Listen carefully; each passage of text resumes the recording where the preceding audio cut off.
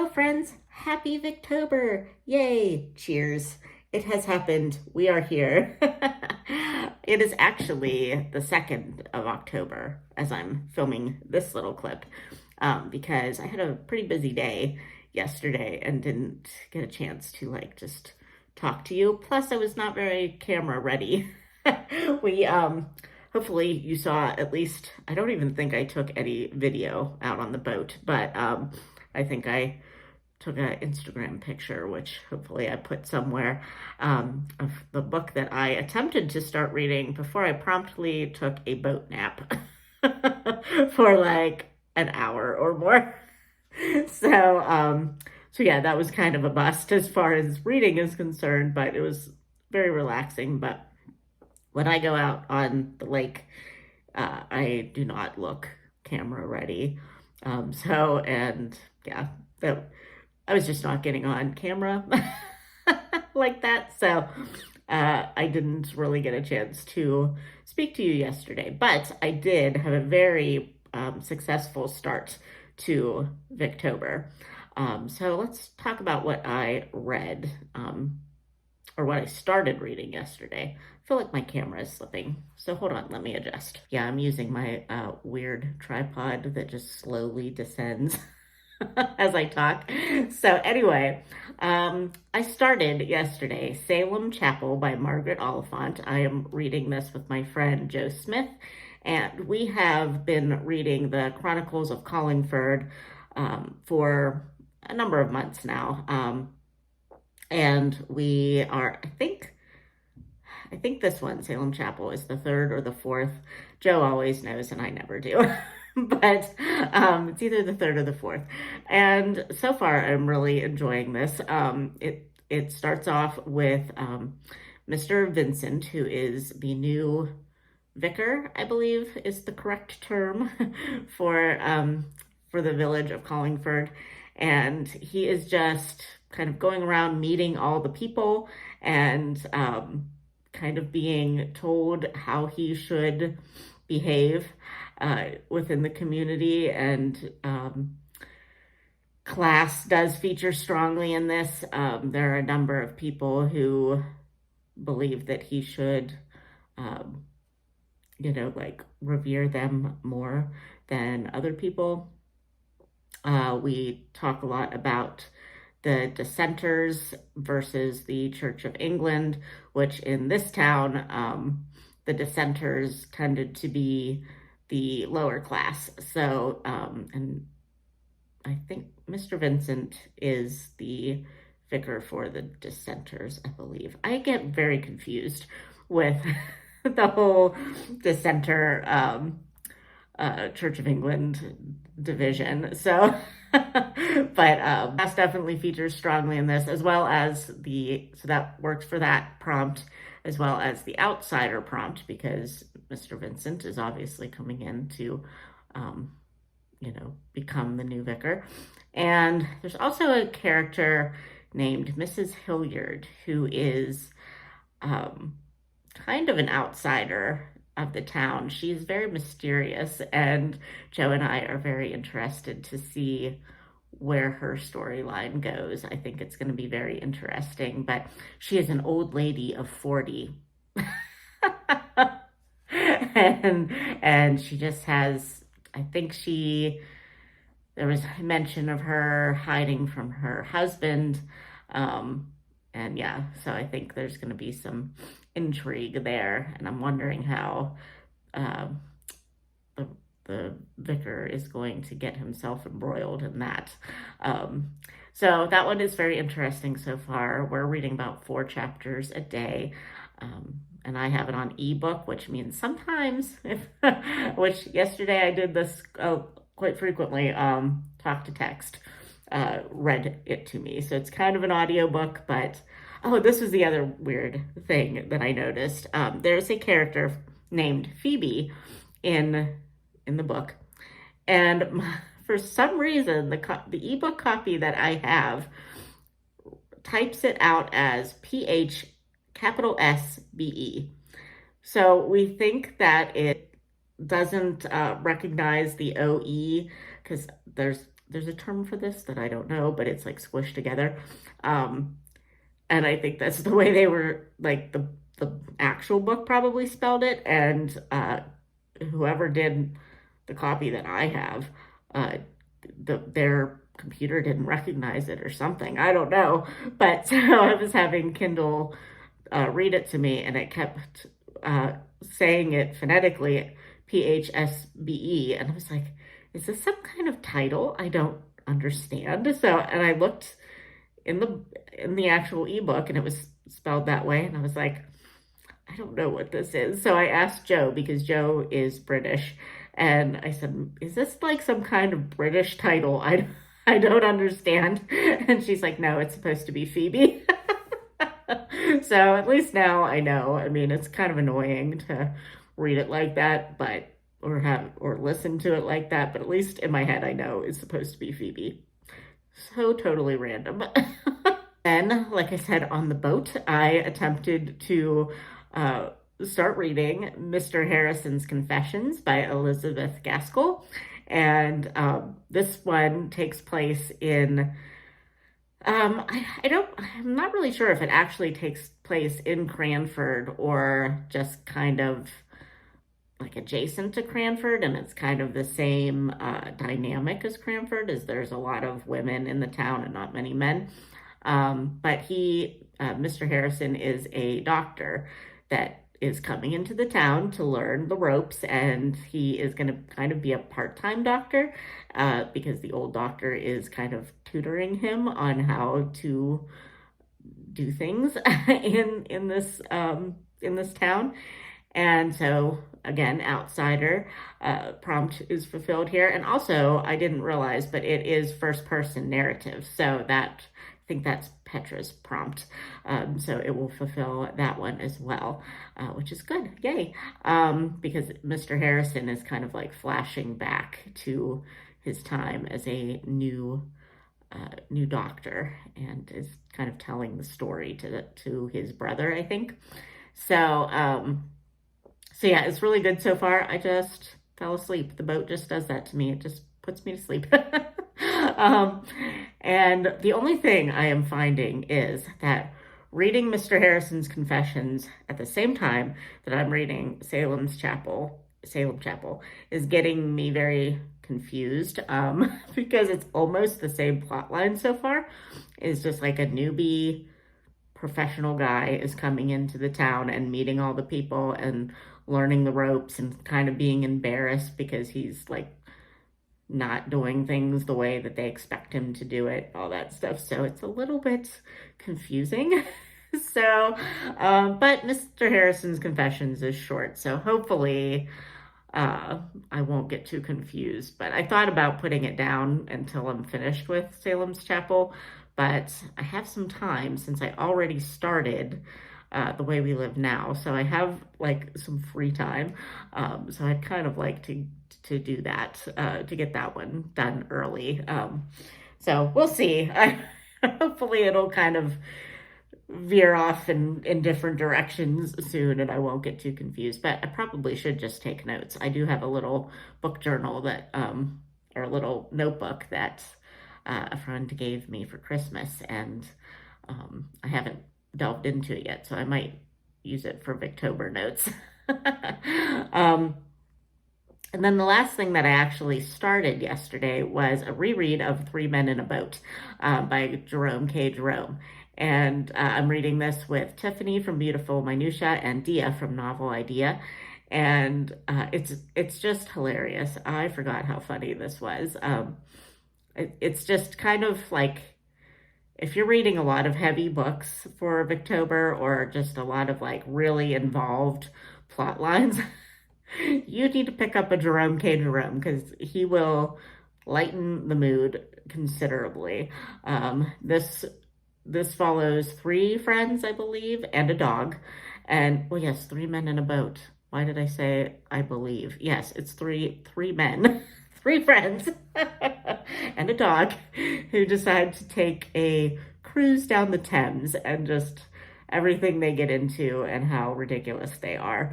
So yeah, it's just, we have read the first 5 chapters, And I could only find it on audiobook actually, but that's fine because I think that's how I'm going to do most of my Victober reading this year, which might not make for a very aesthetically pleasing vlog, but we'll see. Um, so anyway, I am really, really enjoying everything that I'm currently reading, and I'm loving reading Salem Chapel with Jo, because she provides me with a lot of insights that sometimes I miss. She is very good at taking notes. I am not. So it's really adding to my experience with that book to be reading it with Jo. And I'm just loving returning to Three Men in a Boat. I remember loving that book when I first read it, and just didn't remember a lot of the particulars. So it's great to be rereading it with friends. And Mr. Harrison's Confessions. I love me some Elizabeth Gaskell. So, I mean, you just can't go wrong with her. So, oh, and I think I said that I already started The Way We Live Now. But I didn't read it yesterday. I started it early because it's so long. And so far I'm enjoying that one too. It basically follows the upper class, um, who have kind of fallen from grace, and the main male character is kind of squandering his money and trying to look for a woman to marry, so that he can basically still have money, and like kind of take care of his mother and sister. So yeah, that one is really interesting, but I don't have a lot to say about it yet. And I can't even remember names at the moment, so this is why I need to take notes. But all right, well, this clip has been long enough. I need to go to work. So I will speak to you when I have something else to say.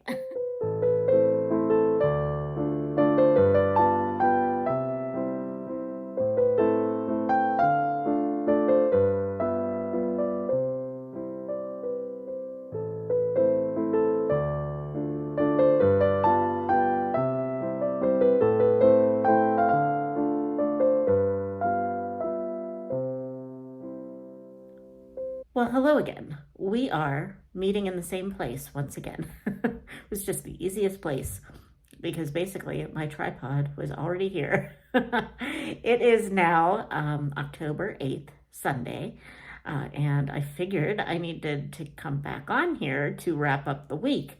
So I wanted to let you know that I finished 2 things in the first week of Victober. So I figured I would share those with you. The first thing that I finished was actually a play that I read with some friends yesterday. I am part of Kate Howe's Patreon group, and we decided to do a play reading, or she decided that we were going to do a play reading of Jerome K. Jerome's A Prude's Progress, it was called. And I'd never heard of it before. But of course, Jerome K. Jerome is the author of Three Men in a Boat, which I was also currently rereading in the first week of Victober. And spoiler alert is the other thing I finished, and just finished it yesterday. So, but anyway, so I had a very Jerome K. Jerome day, week. And A Prude's Progress is really funny. I don't know if it was so funny because I was reading it with friends, but it is very, well, if you've read Three Men in a Boat, it is hilarious. So his style is just funny. He's just a very funny author, apparently. And A Prude's Progress follows a man who is a very well-known Christian in the community. He is kind of part of it's not the temperance movement, because I know that was more in the US, but it's something kind of like that. It might be the temperance movement, I don't know.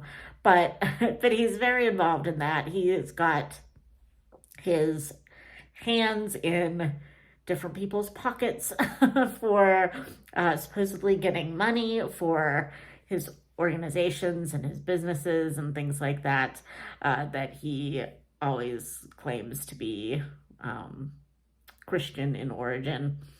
And come to find out that things are not always what he is saying, and that there is a little bit of deception going on in his personal life, and sort of in his business dealings too, but mostly in his personal life. And it was done in a really funny, like sarcastic kind of way. Sort of, I say it is very much like Oscar Wilde, who I would say is my favorite playwright. So I was really amused by the whole thing. And it was fun because we all tried, like, well, not all of us, but a good majority of us, that we all tried an English accent, which I'm sure would just be horrifying to any of my actual British friends. But it was fun. It was fun to do. But yeah, it was just a really fun. It took us like 3 hours, and it was just a great time. But I counted that as something that I then read for Victober. And then, like I said, the other thing that I finished was my reread of Three Men in a Boat, also by Jerome K. Jerome. And this, again, was just a funny, kind of like travelogue type of a thing. I'm sure that there's also some social commentary in it that sort of went over my head. The characters went on a lot of tangents, which some of them I thought, some of them I liked, some of them I was kind of like, okay, we don't need this. Or like, where did this come from? We just need to get back to the boat kind of thing. But it was a really fast-paced novel, and it's short, so it only took, I mean, probably if I wasn't buddy reading it, and we kind of had like chapter breakdowns every day, I probably, could have gotten it done in a couple of days, but I was trying to be like a little bit more like actually take my time with it. So, because it was a reread, and the first time I think I did just kind of speed through it because it was funny, but I feel like I didn't really remember a lot of them, a lot of the scenes, the plot lines. So yeah, that is all I have finished this week. I am still making my way through Salem's Chapel by Margaret Oliphant with my friend Joe Smith.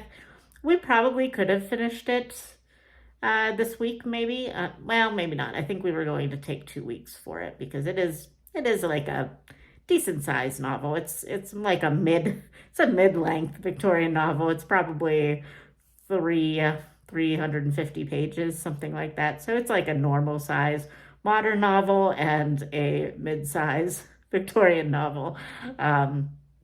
But it's also really good. It is completely different from Jerome K. Jerome, but it is getting really suspenseful and just like it's definitely, it's not a mystery, I wouldn't call it that, but it's almost like it is a Victorian thriller of of sorts. Like it's basically a suspense novel, and which is different from the other stories in the Collingford Chronicles. The rest of them have pretty much just been slice of life kind of, what are those? What do they call those? Just like more Jane Austen-y, kind of just townsfolk doing things and talking about things. A little bit of mystery here and there, but not a lot. This one is definitely suspenseful, so I'm really enjoying it. This one is the one that follows the vicar in the new vicar in the town of Carlingford, and he has met up with a woman named Mrs. Hilliard, who has a kind of a secretive past, and she and some of the vicar's family have gotten caught up in a mysterious man's dealings with aspects of both of their lives. So it's hard to explain it without giving away the plot. But yeah, it's getting really intense at this point, and there are missing people, and there is um, you know, people swooning, and feelings of like this lady is going to die when she finds something out, and all these things. So it's really great. So yeah, basically that is the majority of my reading this week. I did kind of start Little Dorrit by Charles Dickens, but I didn't get very far in it so far. I think I'm only on chapter 2, actually, so I don't have a lot to say about that right now. I'm going to try to get farther in that next week.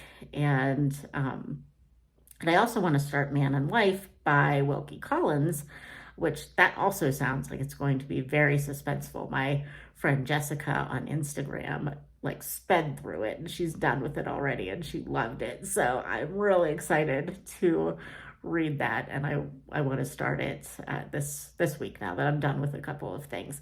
So I did stop Mr. Harrison's Confessions for a little while because I was getting it too confused with Salem's Chapel, but I think now that we've gotten to this very dramatic part in Salem's Chapel, I think I can pick up Mr. Harrison's Confessions and not get terribly confused because Mrs. Harrison, Mr. Harrison's Confessions is very much so far more tame than Salem's Chapel is being. So I don't think I'll get them confused anymore. So, all right. Well, I am going to stop the vlog here because I think the 2 clips that I talked in were very long. So I'm going to stop here. You hopefully saw some pictures that I took of my trip to the Pittsburgh Botanical Gardens over the last week. I went there with my family, and it was just really nice. I mean, it's fall, but it was like the last 80-degree day that we had. So it was a really nice walk through the woods. And if you're in the Pittsburgh area, I really recommend it.